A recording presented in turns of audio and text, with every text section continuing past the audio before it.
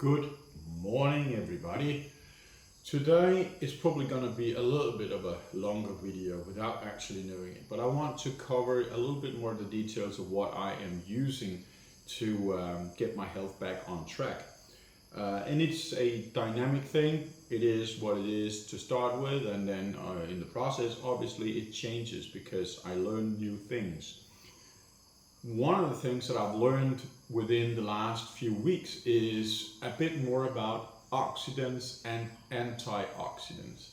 And I have to say, the book that I've started reading, or I have actually finished reading it in the last few days, from Andreas Kalker, has kind of taken all the information that I've absorbed over the past 11 months and all the questions I had when I was researching this information, he kind of answering all those questions, which is very interesting because I really didn't understand much about what antioxidants and oxidants were and why something was better and something was not.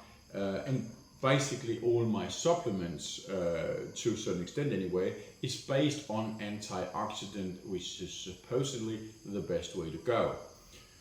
But I'm not sure about that. As Andreas Kalker, he says, the body is a matter of having things in balance. And as such, both antioxidants and oxidants are important. And so if you're focusing too much on antioxidants, you might get an imbalance in your body. And I think there's a lot of truth to that, because one of the things that I've been becoming increasingly frustrated about, it is that the whole alternative treatment area is basically just as corrupt and manipulative and playing on fear and people's hopes just as much as Big Pharma is doing it. So it becomes extremely difficult to figure out what is right and what is wrong and what to do and what not to do. And if you're looking for testimonials as to what works and what doesn't work, there are equally as many opinions as there are people. And it's very, very difficult because nobody obviously attacks it in a scientific way and just tests out one product. So you don't know whether it's the synergy of various products or if it's actually something totally different that is not mentioned that actually works, or maybe it is placebo. So it is very, very, very difficult. And that's also one of the reasons why, as I've said in some other videos, that I've actually backed down a little bit, and now I'll just be using most of what I have as supplements. It means I'm not dialing up some of the doses in order to get some special benefits. That is, the exception is a little bit on the D2K3 and a little bit on the melatonin. Not a little bit on the melatonin. The melatonin actually dial up a lot. But just to have a little video here to summarize what I have and what I don't have, I thought I would make this video here. In front here I've got Lipsomil Vitamin C and I've got my Pectosol Modified Citrus Pectin. I've got them in front here because I do not use them anymore, and that is by the concept of antioxidant versus oxidants and the new information I have. Plus, I took this for one day and I got inflamed. I obviously cannot say after one single day whether that was it, but the symptoms I got from using the Modified Citrus Pectin was very much the same as when I was playing around with my own homemade DIY Lipsomil Vitamin C, and I didn't like it. Adding the fact that I'm now trying more to get into that equilibrium where my body has to be in balance with the oxidants and antioxidants, then those two has for now gone out to the side. I've got these two bottles here. It says something different on the front than it is, and that's why they're backwards, because the first one here is just a container that I use for my curcumin, which is a mix of freshly ground pepper, ginger and curcumin, with the primary ingredients is curcumin. I take 1800 milligrams of curcumin a day, and then obviously there's something extra to it, as I mentioned.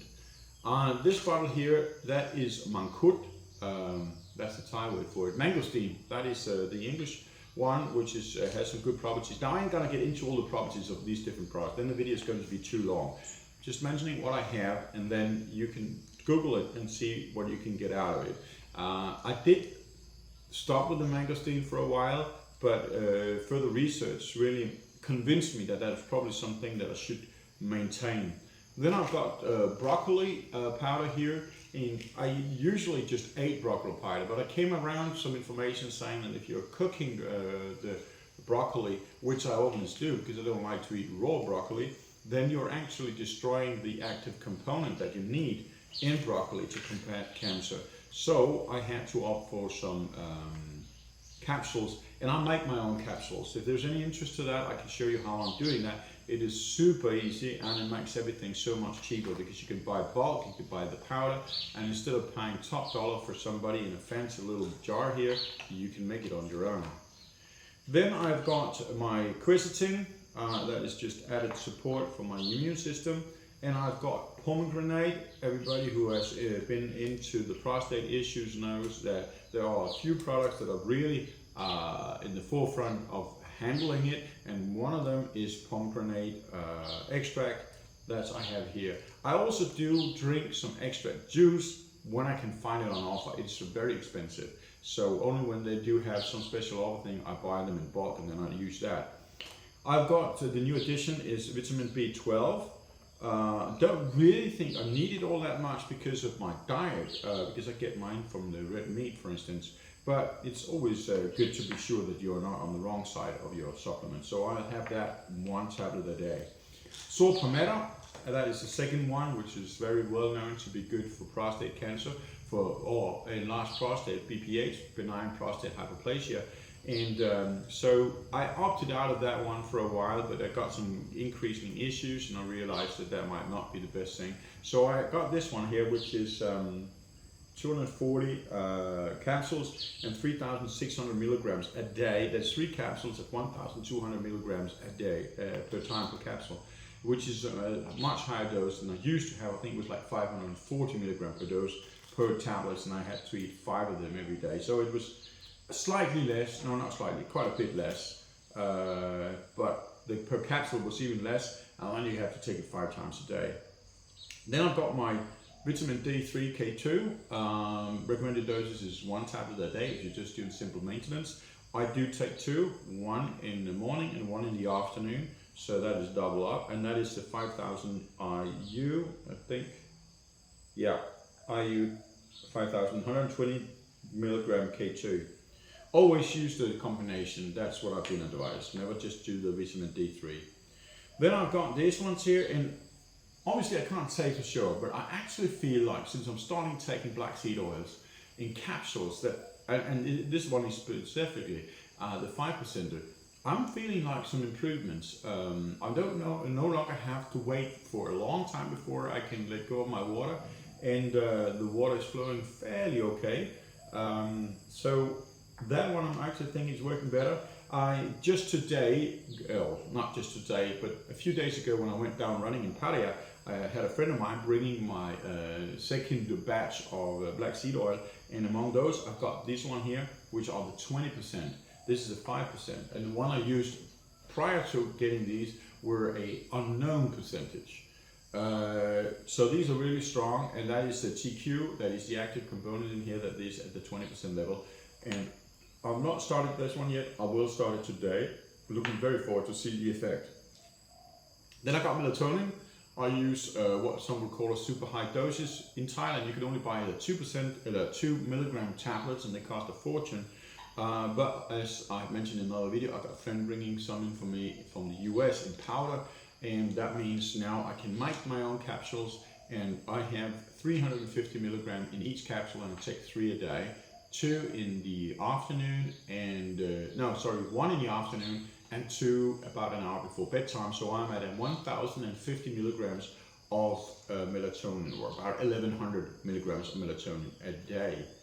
That is only just recently I got up to that. I started out at 350 after a little break. I usually were at 680 milligram. But then because I was running out, I went down to, I think we're all the way down to 120 milligram a day, just to prolong whatever I had until I got my new shipment. But for about a week or 2, I was on no melatonin. So when I started out again, I was not really happy to get up to the full dose of 1,000 milligram, 1,100 milligram a day. So I started out at 350 and then slowly worked my way up to 1,150, which I was at yesterday. Then I've got this black seed oil, that is in the liquid version, also a 5%, that's the strongest you can get in the liquid version as far as I'm concerned. Well, there are a few brands out there, I think I've seen at 8%, but this is from the same supplier who does the capsules. And this one I am going to use topically. I have been using the 2% oil topically before. I can't say whether it's working or not, but I know that that is a way to use the oil, so that's the way I go by it. Then we got something a little bit different. This is just now I got my pure cocoa powder for a hot chocolate, if you will. It's not really a chocolate because there's no sugar, there's no additives in this one here. And I don't add anything, and I actually like the taste quite alright. I'm sure that if you're coming straight from the standard American diet and you start drinking something like that, it will taste awful to a certain extent. My wife really don't like it. But being on a carnivore diet where I'm basically not eating or drinking anything sweet at all, I don't need the sweetness to enjoy the products. I have come across studies, I do not remember the links, but that there should be, if you're drinking 2 cups of hot cocoa powder or chocolate a day, there should be a increase of stem cells. And stem cells is really what you want to do. That's what you aim for when you're doing intermittent fasting, for instance, if you reach about 72 hours of fasting. So this is a kind of a pleasant shortcut without having to suffer the consequences of not eating for 3 days. So I've just started that, and that is a pleasant thing. I'll have 1 cup in the morning and I'll have 1 cup in the afternoon. That is 4 heapfuls of teaspoons of powder in 1 cup of hot water, and that's basically it.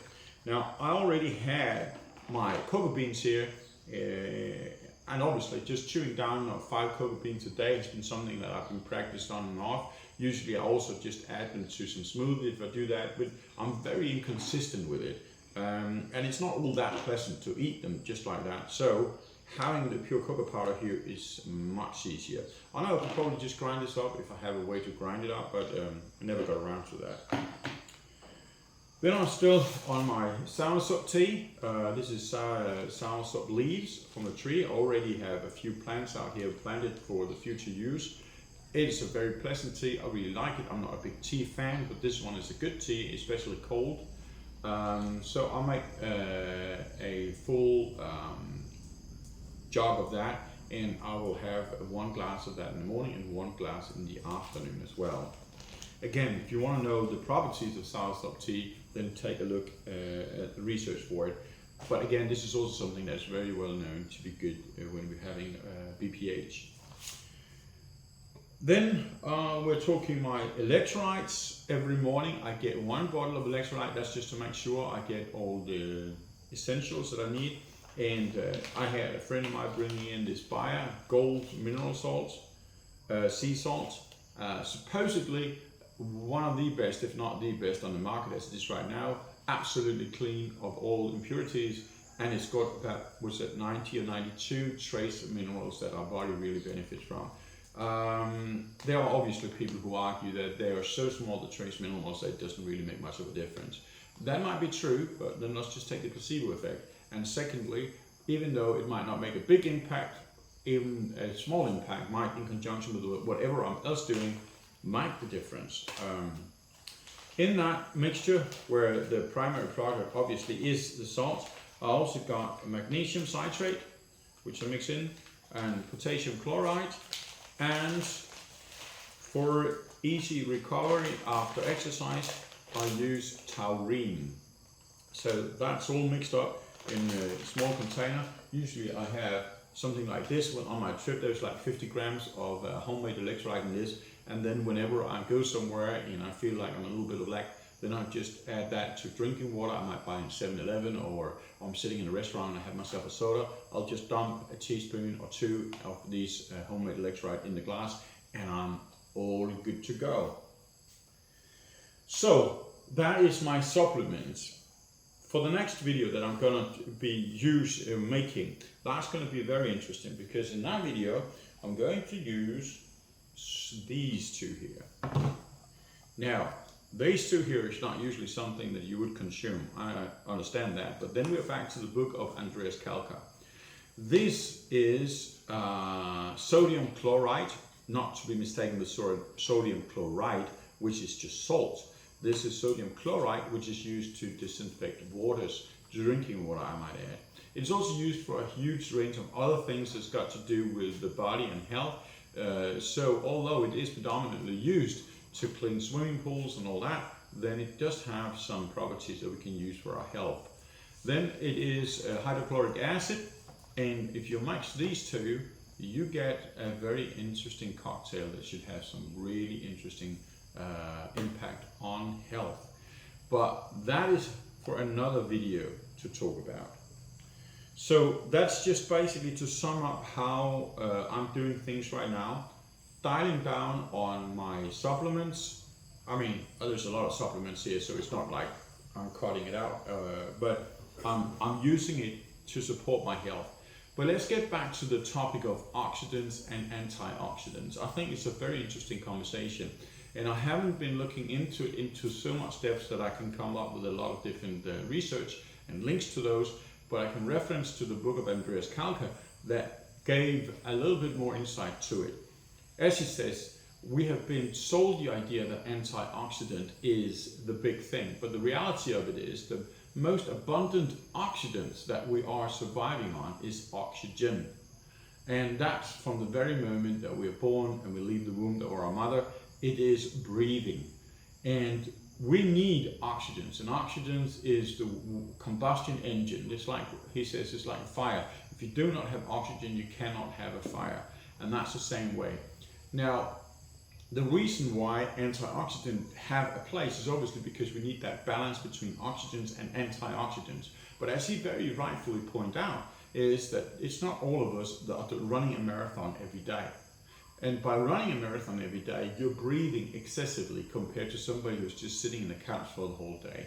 And a person who's breathing a lot is having a lot of oxidants in the body. To balance that out, you might need the supplements in terms of antioxidants. But if you, on the other hand, is not very fit and you don't do exercise very much, you don't do Wim Hof breathing techniques, which is something else I've added to my regimen now, then antioxidant is not really the one you need most because you already have it, or you do not have the opposite, you don't have the oxidants.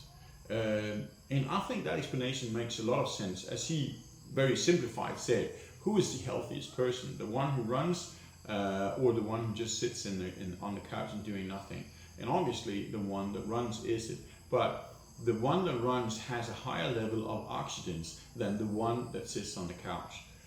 There might be more to that puzzle, and I might be jumping ahead of myself by saying that that is logical. Maybe there is some other explanations to it, but it does make sense to me that it is true. When we are breathing more, and that's something we do when we exercise, we get more healthy. So oxidants cannot be the enemy. Imbalance is always the enemy. And so that is also now contributing to me having a look at my supplements and maybe not adding so much antioxidants to it as I've been before, because I want to balance it out with oxidants.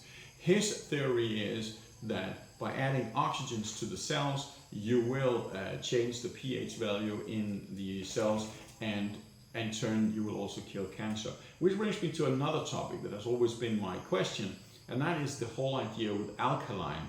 And we know, apparently, everybody that's been looking into this seems to be agreed on the fact that the cancer, they love an acidic environment. And so if you can create a more alkaline environment, you will have a better way of combating it. But it didn't make sense to me that I should drink alkaline water. And although I did just jump right on the wagon back then, and I bought myself a little alkalized jar kind of thing that converts distilled water into alkaline water, I only used it for like 3 or 4 days because I realized that something is off here. We need the acidity in our stomach in order to process food, in order to extract the nutrients that we need. And if you're just dumping a very alkaline water into your stomach like that, well, you're changing the composition and you won't be getting the nutrients you want, which is very bad. The second thing is also, which he also states, which makes really logic, the body is a very, very fine-tuned by nature. And so whenever you are doing something that will change the alkaline level, the body will compensate accordingly because it needs a specific acidity. Like the stomach has one level of acidity, the bile has a 7 and another one again, and then you have the veins and you've got the arteries. Even those two have different pH values. And so changing that is almost impossible, simply because the body will counteract it. And so a lot of people, they have acknowledged the fact that there is a combination, there is a relation between acidity and cancer, and alkalinity and the curing of cancer.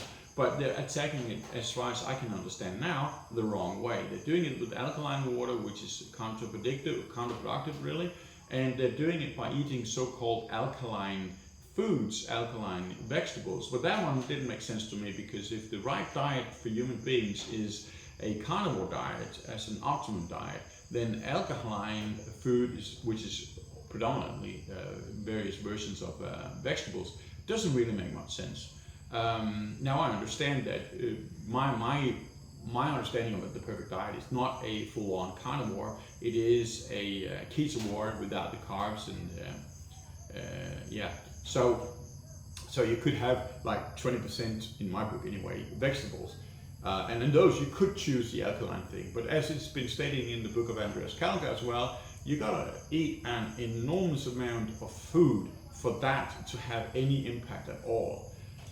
So again, it doesn't make sense. But with the treatment that I'm gonna explain a little bit further in depth with in a future video, using sodium chloride to produce